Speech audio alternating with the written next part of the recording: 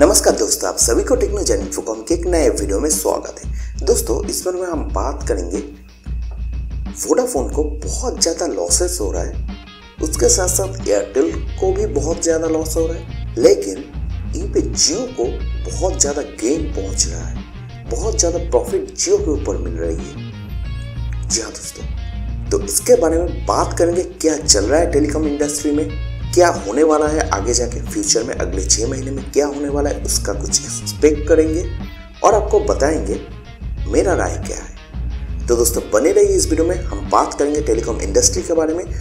तो दोस्तों चलिए वीडियो में आगे बढ़ते हैं। दोस्तों अगर आपने मेरे चैनल को अभी तक सब्सक्राइब नहीं किया तो जल्द से जल्द सब्सक्राइब कर लीजिए, बेल आइकन को प्रेस कर दीजिए, क्योंकि मैं आपके लिए हर रोज telecom news, mobile news and जो भी अपडेट है, टेक अपडेट है, वो लेके आता रहता हूँ। तो दोस्तों मुझे उम्मीद है आप मेरे चैनल को सब्सक्राइब कर चुके हैं और बेल आइकन को भी प्रेस कर चुके हैं। तो चलिए इस टॉपिक पे वीडियो में आगे बढ़ते हैं।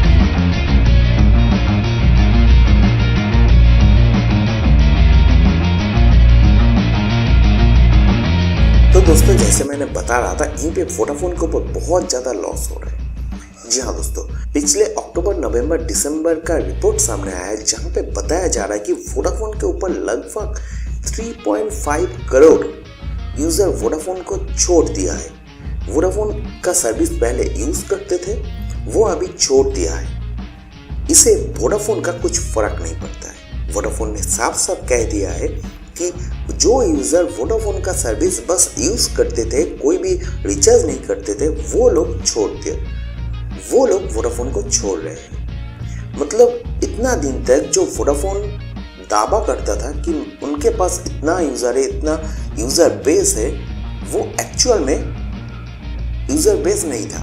मतलब बस यूज़र था, कोई भी रिचार्ज नहीं करता था। उसके बाद वोडाफोन और आइडिया एक साथ हो गए, वोडाफोन आइडिया लिमिटेड बना है, लेकिन उसके बावजूद भी जो सब्सक्राइबर है, जो एज ए काम पे लेते थे वोडाफोन सर्विस को, लेकिन कोई भी रिचार्ज नहीं करते थे एज पर वोडाफोन, वो लोग वोडाफोन को छोड़ रहे हैं।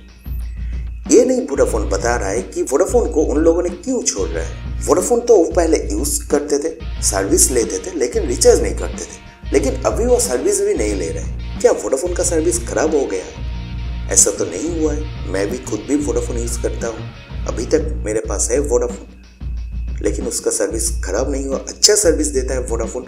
2G में, 3G में उतना अच्छा सर्विस नहीं है, लेकिन 4G में भी अच्छा सर्विस है वोडाफोन का। 2G का सर्विस बढ़िया है वोडाफोन का, लेकिन जो यूज़र वोडाफोन को छोड़ रहा है, वो यूज़र 2G सर्विस भी यूज़ करना नहीं चाहता है। ये किस लिए हुआ है? सबसे पहले आपके दिमाग में आ रहा है कि जो 35 वाला रिचार्ज था उसीलिए तो नहीं हो रहा है। जी हाँ दोस्तों, उसीलिए हो रहा है। सबका कहना है, सब पूरे इंटरनेट के ऊपर कहना है कि वोडाफोन और एयरटेल दो कंपनी जो काम किया है कि आपको 35 रुपीज़ रिचार्ज करवाना ही पड़ेगा, ये सबसे बेकार चीज़ है।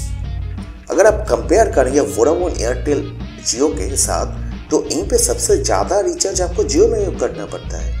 जियो में अगर आपके पास एक नॉर्मल फ़ोन है, वहीं पे आपको जियो का 4G सपोर्टेड, मतलब आपका जो फ़ोन है 4G सपोर्टेड है, तो उसमें मिनिमम आपको 98 रुपीज़ करना पड़ेगा एक महीने में, 28 दिन में। एक महीना भी नहीं है, 28 दिन में। वहीं पे वोडाफोन, एयरटेल के ऊपर आपको 35 रुपीज़ करने से चला जाएगा, पूरा महीना चला जाएगा। अगर आप कम कॉल करते हैं, अगर आप 1-2 कॉल करते हैं पूरे महीने में, तो आपके लिए 35 रुपीज़ काफ़ी है। लेकिन सारा जो यूज़र है वो सोच रहा है कि जियो के ऊपर कम पैसा खर्च होगा, लेकिन ऐसा प्रैक्टिकल पे नहीं है। आप देख सकते हैं, अगर आप यूज़ करते हैं कीपैड फ़ोन और आप वोडाफोन, एयरटेल का सब्सक्राइबर थे पहले, और अभी आप चले गए जियो के ऊपर, जियो का एक जियो फ़ोन खरीदे हैं आप, जहाँ पे आपको 49 रुपीज़ रिचार्ज करना पड़ता है।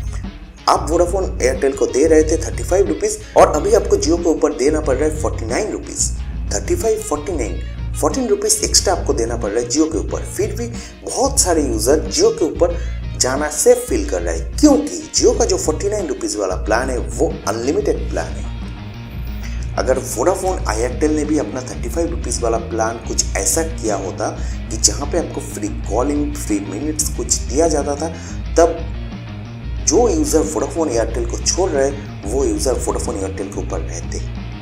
और एक बात है, बहुत सारे यूज़र है, ज़्यादातर यूज़र ऐसा है जिसके पास 2 सिम कार्ड है, क्योंकि फ़ोन पे मैक्सिमम फ़ोन पे डुअल सिम कार्ड है, तो 2 सिम कार्ड है। एक तो वो जियो का यूज करते हैं सिम स्लॉट 1 पे, एंड सिम स्लॉट 2 पे वो लोग काम पे लेते हैं एयरटेल या फिर वोडाफोन आइडिया लिमिटेड को। तो जो यूजर वोडाफोन एयरटेल को एज ए सेकेंड सिम पे रखते थे वो उनका पुराना नंबर है, क्योंकि जियो तो हाल ही में लॉन्च हुआ है 2016 में। उसका पहले एयरटेल वोडाफोन था, उन लोगों का जो नंबर था उन लोगों के पास वो as a second SIM slot पे चला गया, जो बस इनकमिंग के लिए अवेलेबल था। क्योंकि वोडाफोन और एयरटेल के पास जो लाइफ टाइम इनकमिंग था वो फ्री था, तो सारे यूजर को कोई भी परेशानी नहीं है। इनकमिंग जो है वो सेकेंड सिम स्लॉट पे आ रहा है और जो आउटगोइंग है वो फर्स्ट सिम स्लॉट पे हो रहा है, और रिचार्ज जो है वो फर्स्ट सिम स्लॉट पे जियो के ऊपर हो रहा है। तो ये चीज़ एयरटेल और वोडाफोन को अच्छा नहीं लगा। वो लोग बोल रहे हैं कि हम लोग इनकमिंग का सर्विस देंगे लेकिन हम लोगों को रिचार्ज नहीं मिलेगा। क्यों नहीं मिलेगा? तो उन लोगों ने मैंडेटरी कर दिया है 35 रुपीज़ का कि आपको करना ही पड़ेगा। अब जो लोग बस इनकमिंग के लिए लेते थे सेकेंड सिम स्लॉट को, वो भी पुराना नंबर है उनका, कि वो जो नंबर है वो सब जगह दिया हुआ है, बैंक में, अपना ऑफिस में, अपना जो कहाँ जहाँ काम करते, कॉन्टैक्ट डिटेल्स, अपना जो लाइफ इंश्योरेंस होता है, सब जगह वो नंबर दिया है, जियो का नंबर नहीं दिया है। तो वो लोगों ने क्या किया, जियो का जो एग्जिस्टिंग नंबर था उसे छोड़ दिया है और अपना जो वोडाफोन और एयरटेल का जो भी नंबर यूज करता था सेकेंड सिम स्लॉट पे फॉर इनकमिंग कॉल, उसे बना लिया है जियो। जी हाँ दोस्तों, यहीं पे जियो के ऊपर लगभग 8.5 मिलियन यूजर लास्ट दिसंबर में जुड़ा है जियो के ऊपर। ये बड़ा चीज है जियो के ऊपर कि जियो मतलब हर एक महीने में जो यूजर बेस है उसको बढ़ाता जा रहा है, अपना जो लेवल है वो बढ़ाता जा रहा है। इससे जियो का प्रॉब्लम भी बढ़ रहा है जियो के ऊपर। इंटरनेट सर्विस डाउन हो रहा है, यूज़र बेस ज़्यादा होने से इंटरनेट सर्विस डाउन हो रहा है, कॉलिंग ठीक से नहीं हो पा रहा है। लेकिन यूज़र जियो के ऊपर जाना पड़ रहा है क्योंकि वो जियो के ऊपर सेफ साइड फील करते हैं, क्योंकि जियो का जो रिचार्ज है वो कोई भी कंडीशन नहीं है, open to publicly open to all है। कुछ हाइड नहीं किया गया कि एक यूज़र के लिए एक ऑफर 119 रुपये में, एक सेम ऑफर दूसरे यूज़र के लिए 99 रुपीज़ में। ये सब कुछ करते हैं वोडाफोन एयरटेल, ये मैंने देखा है। अगर उन लोगों को चाहिए प्रूफ मैं दे दूंगा, मेरे पास स्क्रीनशॉट है। डिफरेंट नंबर पे डिफरेंट ऑफर। क्यों? जो यूज़र ज़्यादा रिचार्ज करता है उसको ज़्यादा प्राइस वाला ऑफर, जो यूज़र कम रिचार्ज करता है उसे कम प्राइस वाला ऑफर। मतलब ऐसा नहीं सोचता है कि जो यूज़र हर महीने 169 का फ्री पैक भरवाता है उसे 199 या फिर 99 वाला ऑफर नहीं देंगे वोडाफोन एयरटेल। ये ऐसा कभी नहीं सोचेंगे। जो यूज़र 35 रुपीज़ का रिचार्ज करते हैं हर महीने में, उनको वो लोग देंगे 99 का रिचार्ज, क्योंकि वो 35 से 99 पे लाना चाहता है, अपना जो प्रॉफिट है वो बढ़ाना चाहता है। फिर जाके 99 2 महीने देने के बाद उसके बाद 119 रुपीज़ देंगे, उसके बाद 159, 69, उसके बाद 69 के बाद 79 कर देंगे, 179, देन 199। आपको मतलब महीने में 200 रुपीज़ ले ही लेगा वोडाफोन और एयरटेल।